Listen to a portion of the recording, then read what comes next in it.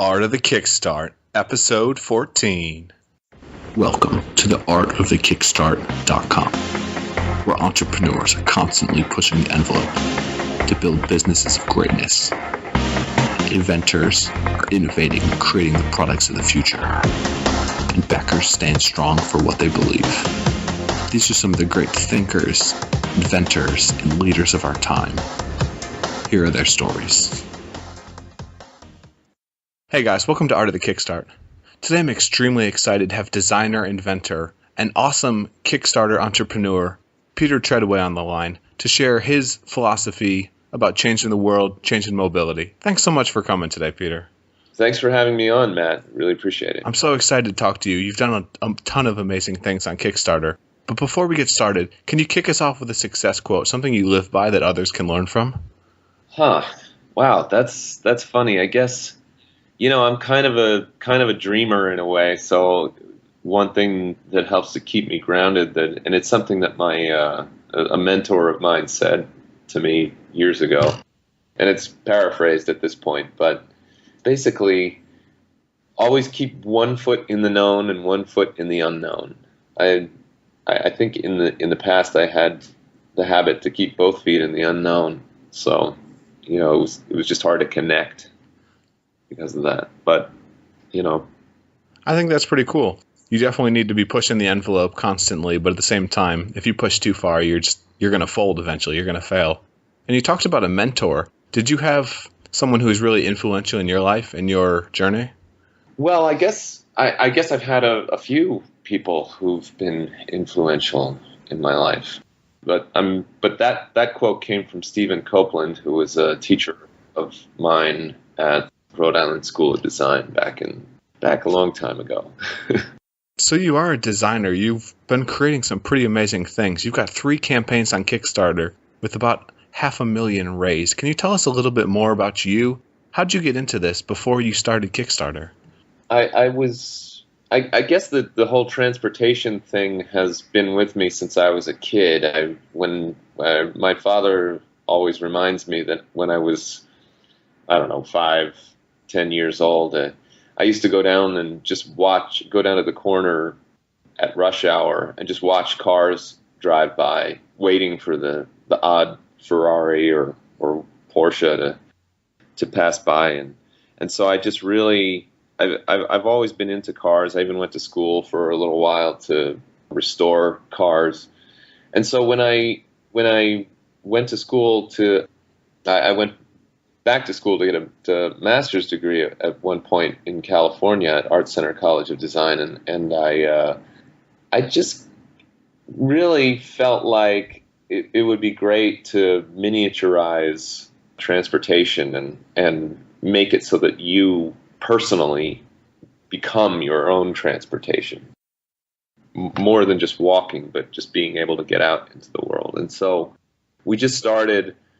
I just started building things and designing things along those lines, and they eventually turned into these RocketSkates. And at some point, one of the designs was on the internet, and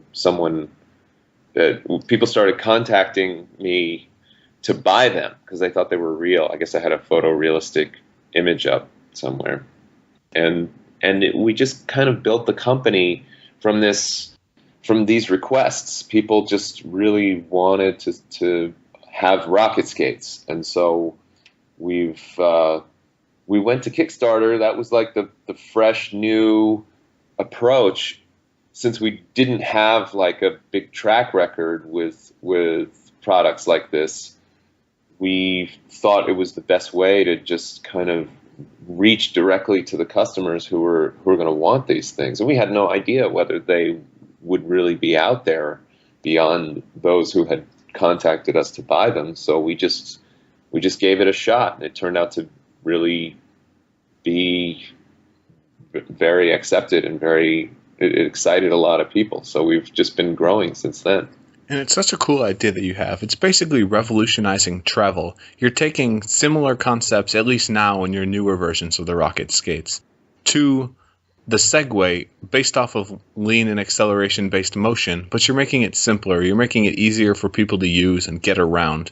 How do you, over the years, iterate through these changes that people want, that you think should be in your products? What do you deal with to make it go forward and get better?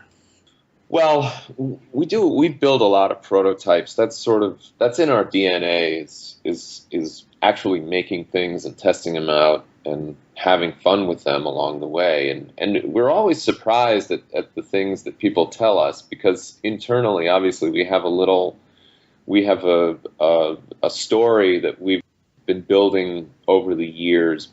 But every once in a while, people will come by, they'll try one of our products, and they'll just blow us away with some new idea, or they'll see our product differently than we see it. And so we listen to that and sort of go back to the drawing boards and change things and build anew. So it's an interactive process, and there are many things we just didn't know, when we first started, and just the idea of segways on your feet. I think a lot of people kind of assume that that's what this product is going to be, and it's a little different than that. But we've now learned to integrate some of those functionalities in to make it function better for other people, and also to make the product overall a better thing to go forward with. So how do you go forward with that? There's a lot of different types of personal transit. There's skateboards, longboards, rollerblades. You're competing with all of these guys in addition to the Segways, the more high-end products. How do you deal with that in positioning yourself in the market as something new and unique, something that can actually help people get around in a cool way? Well, we stick to certain philosophies, like the user is the transportation. That's something that we always try to remember, and we want to think of this as something that ultimately you forget about. That's what we're working towards as we move forward, is that when you're not using it, you don't know it's there. So that's our ultimate goal. But we want to be, we integrate design, engineering, marketing, just whatever we can to kind of create this new kind of feeling of people feeling more free to get out and move around the world. That's, it isn't for us just a mode of transportation, or just a way to entertain or yourself or exercise or that. It's all of those things, but it's more a thing that allows you to integrate with the physical world more, so that you get out and you change the way you move around and the way you experience your day. It's a lifestyle product. I guess that's one way of saying. What are some of the challenges that you guys have had? You're building something that's pretty innovative. It's not like really anything else on the market. What are the challenges you've had? Well, because of that fact that there really isn't anything like it out there, we have to develop everything, and there's really one part or something like that on the skate that's off the shelf.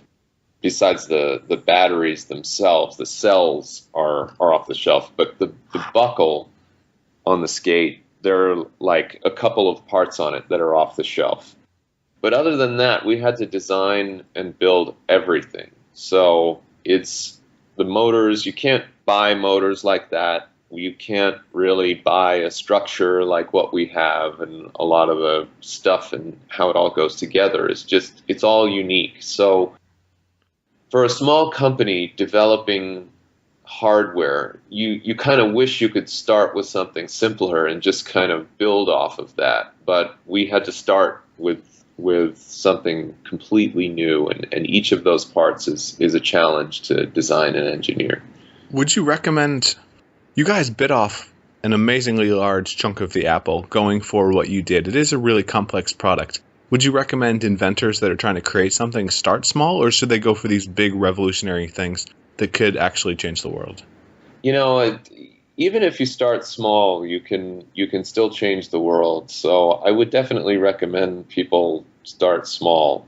It's something that, like, it's really been hard to make all of this happen. So in retrospect, I don't think there's any other way I could have done it, but I wish that I could have. So it's very this project and this product has sort of wrapped me into it and wrapped us, Janelle, our CEO, and myself.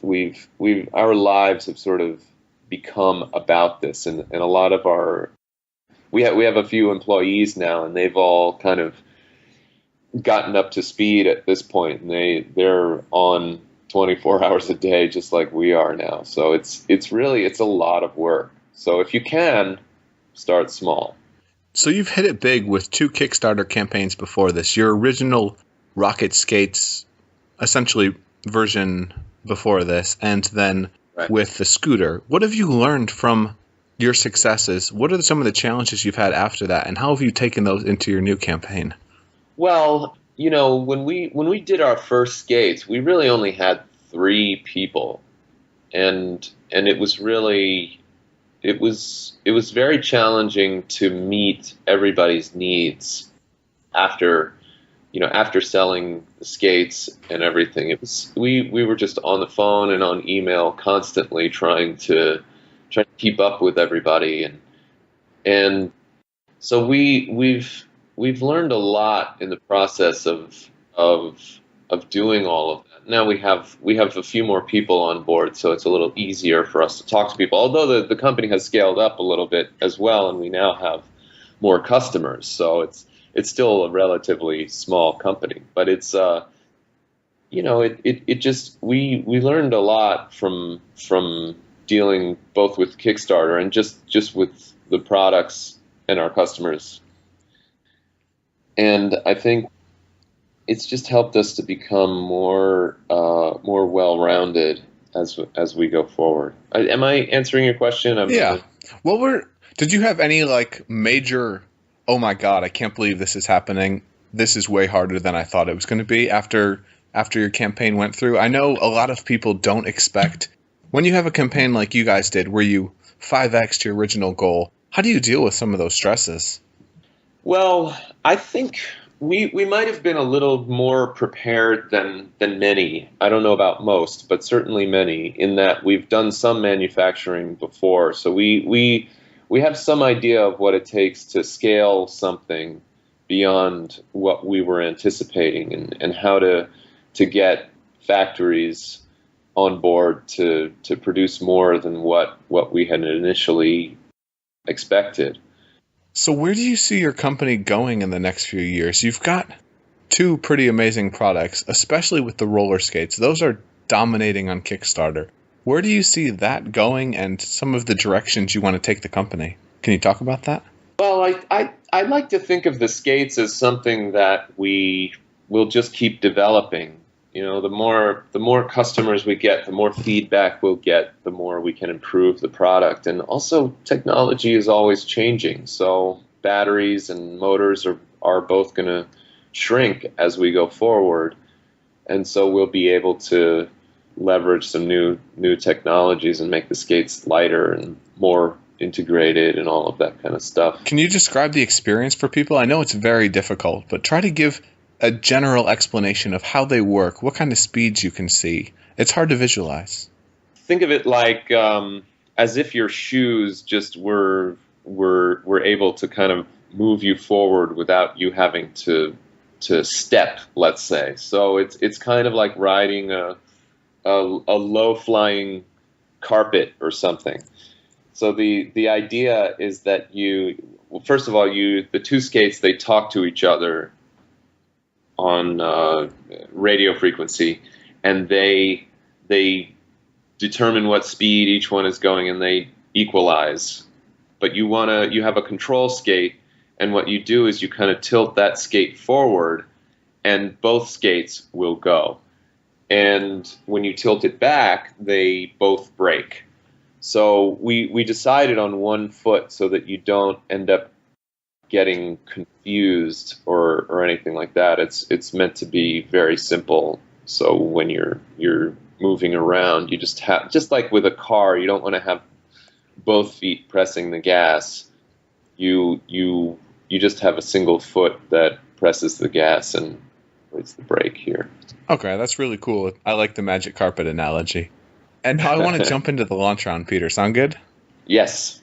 Guys, thanks for listening to artofthekickstart.com. I wanted to let you guys know, special offer I've got worked out with audible.com. If you guys go to artofthekickstart.com/audible, you can get a free audiobook, a 1-month download to listen to whatever you want. From Think and Grow Rich and The 7 Habits of Highly Successful People, 2 books that I've recently read, to hundreds of thousands of others. Audible has everything that you guys need. It's just like a podcast. You can find amazing books that our guests are recommending. Check them out. It's a great way to learn. Again, artofthekickstart.com/audible. Thanks, guys. Welcome to the launch round, where we take our guests through a series of rapid-fire questions geared towards unlocking the inner inventor and entrepreneur in all of us. Get ready to blast off and unlock your inner potential. Let's do this. So, Peter, what does it mean to be an inventor? An inventor is just somebody who takes a non-existent thing out of the ether and turns it into something real. Okay, I can't let you get away with out of the ether. Where do you come up with the ideas? I think it's a series of like happy accidents. They're like mistakes or something. Like I misunderstand something, or I hear something that somebody says that they think they're saying one thing, but I'm hearing another. And there are things that just it's very difficult to describe something that was never there that just comes into existence. It's little pieces of things that I see out in the world that fit together, little puzzle pieces of the corner of a building, a wheel on a car, somebody's earring, all of these things. They create, they're like letters in a sentence, and they just kind of come together and create something new in my mind. It's like my mind is a platform, or like just a piece of paper where these words end up. That's awesome. Okay, Peter, give us a bold prediction. Where is personal transit headed during our lifetimes?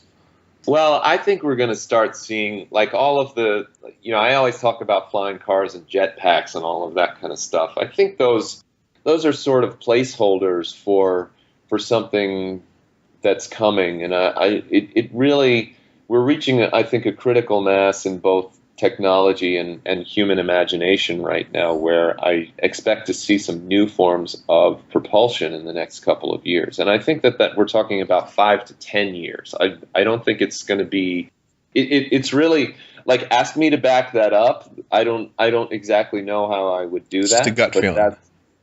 That's what I think will be the case. And soon we'll just be kind of floating and appearing and disappearing in a way that it's very sci-fi right now, but soon it won't be.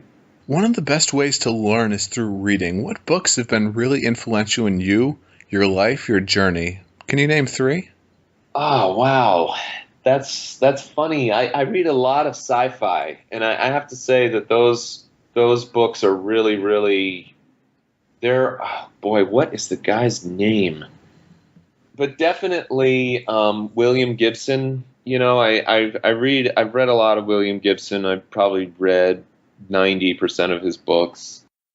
I really like the way he thinks, and it's sort of, it feels kind of like a moment in time. Those books don't feel as timeless as some of the other books that I've read, but it's still ahead of where we are now, and he's predicted a lot of the things that will happen. Of course, Neil Stephenson and so forth. But there are some other books like Way of the Peaceful Warrior, which is something I read many, many years ago, which I can't remember whether I should be recommending this book or not. But if you look it up, it's one of those things that's not really about any of this, but it there were a few moments in the book where they allowed you to sort of have your expectations, and then they gently kind of shattered them in a way that I wasn't anticipating. And so it allowed me to kind of open my mind in a way that I hadn't prior. So I think it's kind of a spiritual sort of book, and a lot of people might not be into that, but that was something that really kind of cracked my shell many, many years ago when I was pretty young. I think that's really important. Get outside of your comfort zone and just have other things happening. Yeah. It's definitely, I think Einstein said it best. He said something like, imagination is more important than knowledge. And I think that if you're going to create something new, it has to be imagined. If you're going to rely on knowledge, it's not useless. Knowledge is extremely important, but it is what's already there. So that's something that I think a lot of people discount is that you can't know something new. Exactly. There's no knowledge there. It's not a known thing. So it has to come from imagination. So this will be interesting, especially considering what we've been talking about. If you could have any superpower, Peter, what would it be? I think it would probably be invisibility. I might have said flying. They're kind of on the same page, invisibility and flying. But the thing about invisibility, I cherish moments when I can just be like completely alone, and those are times. I think being invisible is like the ultimate version of that. Freedom. And then the last question in the launch round. What's your favorite Kickstarter campaign of all time? Maybe a couple that have really motivated you? Is a tough one. Well, I think something like that, it kind of shifts from time to time, but I think, and this may sound like an easy answer, but I really do like this potato salad thing, and I'll say, let me just explain it, the reason why, and I think it has a lot to do with what we've been talking about here in terms of imagination. It just kind of, it's one of those things where somebody took like the platform and only used the rules and completely reinterpreted what it means to what all of those rules meant. And I think we all love when somebody does something fresh, new, clever, and also kind of meaningless. You know, it's so meaningless that it's meaningful, and that's something I really appreciate about the potato salad. You know, of course, the Kickstarter that kind of broke or began, well, that really gave Kickstarter its name was the watch Pebble. thing. No, not Pebble, but the original watch that uses the Nano. Oh, TikTok or Lunatic TikTok. Oh, TikTok. Okay, yeah. Yeah, that was another one of those moments where sudden that campaign really made Kickstarter, as far as I can tell. As soon as that came out, it got, I don't remember how much money, but it was almost $1 million, or maybe it was $1.5 million or something like that. But that was like 2 or 3 years ago, when nobody else was doing numbers like that. I mean, when we our first Kickstarter, we did 120,000, and that was just like, that was amazing. We were really excited about that. But these guys, they did this thing, and they just kind of, again, they understood what Kickstarter was capable of, and they really made something spectacular happen. I think they helped to open a new door and a new era for the entrepreneur. So both Kickstarter itself and this particular campaign have really done a lot for everybody out there who had an idea and could make it happen. And that's kind of what we all want to do, right? And now let's jump out of the launch round to just get into a little bit more meta question about you and your campaign. If you had to start the RocketSkates campaign over today, what would you do differently? What would you change? What have you learned? Well, what would I do differently? I think It's more about, I think it's more about doing more. Like if you're talking about this particular campaign that we're kind of halfway through now, we're doing everything we can to get the campaign in front of more people. So, of course we wish we had more resources to put into that, but I'm not sure I would do it much differently than we did, because it's the best we can do right now. So I'm pretty happy with the process. And then last question for you, Peter. You've been an awesome guest. You've shared a really cool story, and I know it's going to help people. Now, let's put you on the hot seat. If you had one piece of advice to give to entrepreneurs, inventors, people that want to create something great and change the world, what would you tell them? Fortune favors the prepared. Oh, I like the twist. It's something that I think a lot of people see Kickstarter as a way to sort of to sidestep a lot of the work that goes into making a product or a company happen. And I would just ask that people really respect the amount of preparation that needs to go into it, and that if you have a great, fun idea, find some more people for your team to kind of make up for areas that you lack experience in. It's something that will help you. You can't imagine how, there are a few companies out there that just kind of, they put up a great idea, and in many cases these ideas were really well received by the public, but they didn't have the ability to follow through on the manufacturer of the idea.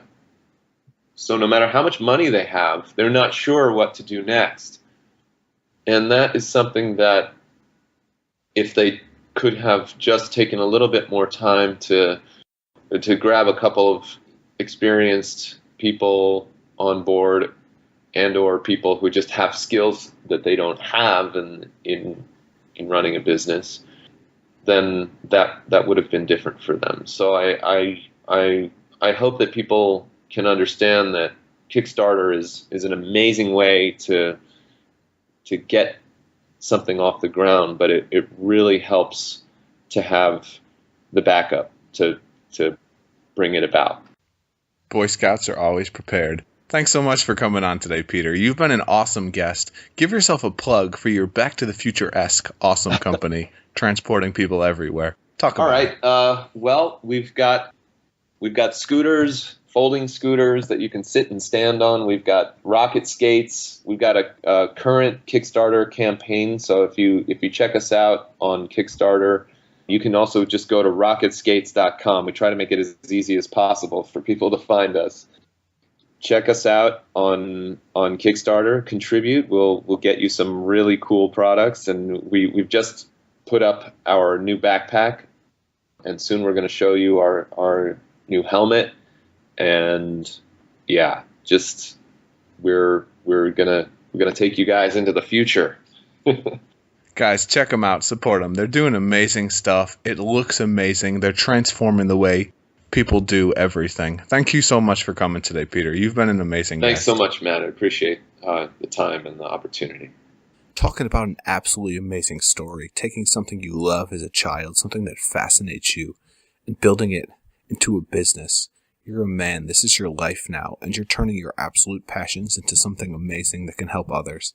That's our challenge. Look at what you love from the past. These will be the things you dedicate your life to, the things that you have so much enthusiasm towards. See if you can build a business, create something around that to help others. Thanks for listening to another episode of The Art of the Kickstart, where we believe makers, inventors, and entrepreneurs are changing the world and bringing humanity forward into the future. I'm your host, Matt Ward, and it's been a pleasure guiding you through this journey of creation and innovation. I hope you're inspired by this, and check out artofthekickstart.com to get more information and tactics to help you launch your own business, product, and dreams.